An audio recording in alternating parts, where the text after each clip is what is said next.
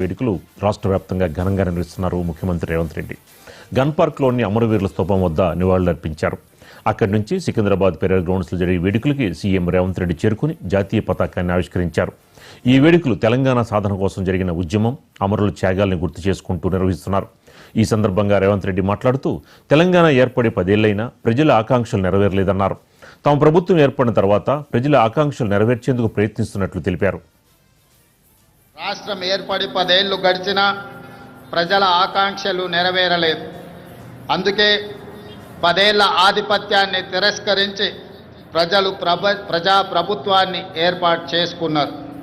December 7, 2023న మేం బాధ్యతలు స్వీకరించిన క్షణం నుంచి ప్రజల ఆకాంక్షలను నెరవేర్చేందుకు నిరంతరం ప్రయత్నం మొదలుపెట్టాం.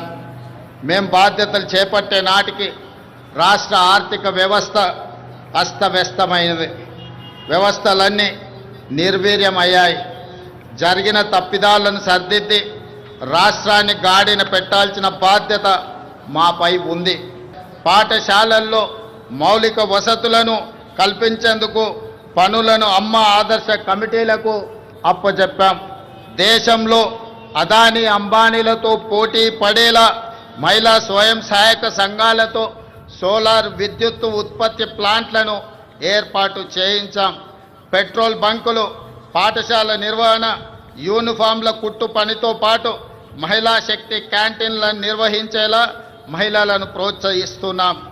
తాము తయారు చేసిన ఉత్పత్తులను విక్రయించేందుకు అంతర్జాతీయ మార్కెట్లో మహిళా సంఘాలు పోటీ పడేలా హైటెక్ సిటీ పక్కన శిల్పారామంలో 100 ఇందిరా మహిళా శక్తి స్టాళ్లను ఏర్పాటు చేసి వాళ్ళు ఉత్పత్తి చేసిన వస్తువులను ప్రపంచ దేశాలకు పరిచయం చేసే విధంగా ఈనాడు వేదికను పరిచయం చేశాం. ఇందిరా మహిళా శక్తి సంఘాలకు ఇన్వెస్ట్మెంట్ పాలసీ, అదేవిధంగా హెల్త్ పాలసీ, ఇట్లాంటి పాలసీలన్నీ కూడా తెలంగాణ రాష్ట్ర ప్రభుత్వం ఈ మధ్యలోనే ప్రజలకు పరిచయం చేయడం జరిగింది.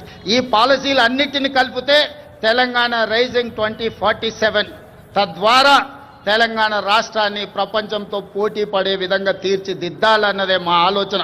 అందులో భాగంగా రాబోయే 10 సంవత్సరాలలో తెలంగాణ రాష్ట్రం యొక్క ఆదాయాన్ని $1 ట్రిలియన్ ఎకానమీగా మార్చి, అదేవిధంగా 2047 నాటికి దేశం $30 ట్రిలియన్ ఎకానమీకి చేరాలంటే తెలంగాణ రాష్ట్రం $3 ట్రిలియన్ ఎకానమీగా మారాలి అని ఈరోజు లక్ష్యం పెట్టుకొని ముందుకు వెళ్తున్నాం. ప్రణాళికలు రచించడానికి పాలసీ డాక్యుమెంట్ను మనం ఇప్పటికే రూపొందించుకున్నాం.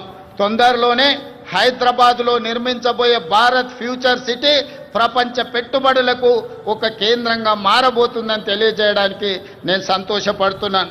రాష్ట్ర మౌలిక సదుపాయాలలో భాగంగా విమానాశ్రయాల సంఖ్యను పెంచుకునేందుకు చర్యలు తీసుకుంటున్నాం.